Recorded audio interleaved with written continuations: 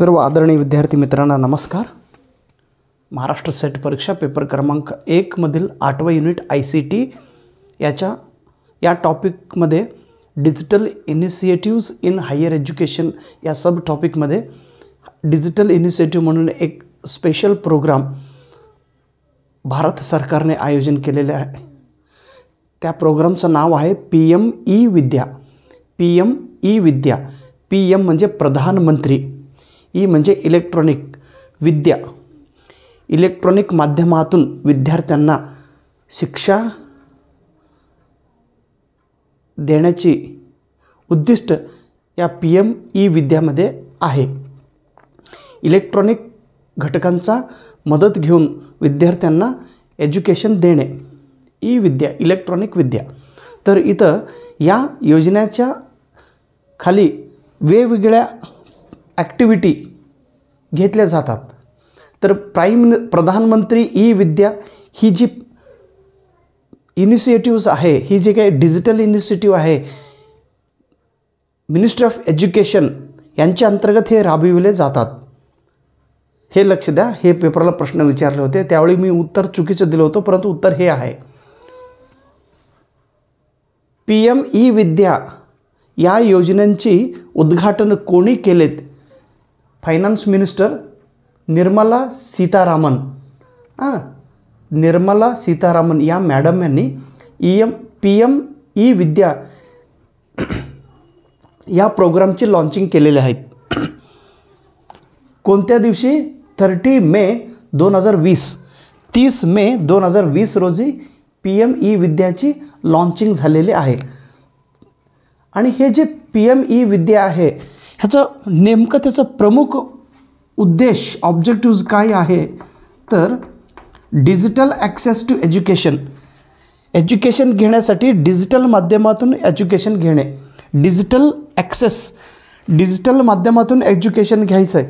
प्रत्येक विद्यार्थ्यांना शाळेत जाऊन शिकता येत नाही किंवा प्रत्येक विद्यार्थीपर्यंत आपण शिक्षा पोहोचू शकत नाही, म्हणून डिजिटल माध्यमाचा वापर करून internet, television, radio, community radio, त्याच्यानंतर पॉडकास्टिंग, हे अनेक माध्यमांचा वापर करून यूट्यूब, TV चॅनल्स याच्या माध्यमातून विद्यार्थ्यापर्यंत शिक्षण पोचला पाहिजे, हे त्या पाठीमागचा उद्देश आहे। तर 25 कोटी विद्यार्थ्यांना शिक्षणाची फायदा पोहोचवण्याचे उद्दिष्ट ह्याच्यामध्ये आहे। 25 करोड विद्यार्थी सध्या बेनिफिट घेत आहे। कशाच्या माध्यमातून PM विद्या हे राबविलं जात आहे?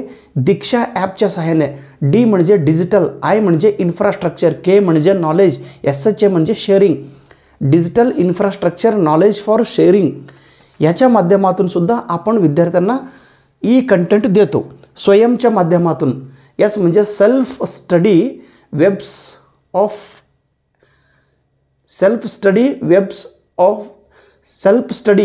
Webs for active learning young aspiring minds ह्याच्या माध्यमातून शालेय विद्यार्थ्यांना मूक मॅसिव्ह ओपन ऑनलाईन फॉर्मॅटद्वारे विद्यार्थ्यांना शिक्षा दिले जातात। स्वयंप्रभाच्या माध्यमातून, स्वयंप्रभा म्हणजे हे DTH चॅनलचे एक ग्रुप आहे, DTH चॅनल, ह्याच्यामध्ये एकूण 40 DTH चॅनल्स जनरलसाठी, परंतु इथं PM ई-विद्या याच्या अंतर्गत स्वयंप्रभा हे जे TV चॅनल्स आहे, हे लक्षात घ्या, स्वयंप्रभा PM ई-विद्या या प्रोग्रामच्या अंतर्गत स्वयंप्रभामध्ये एकूण 12 DTH चॅनल्स आहेत।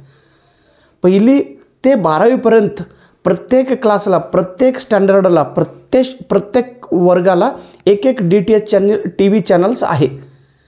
पहिलीला एक DTH चॅनल, दुसरीला एक DTH चॅनल, तिसरीला एक DTH, असे 1ली ते 12वीपर्यंत 12 DTH चॅनलची सुरुवात केलेली आहे आणि सध्या ह्याच्यामध्ये वाढ झालेली आहे।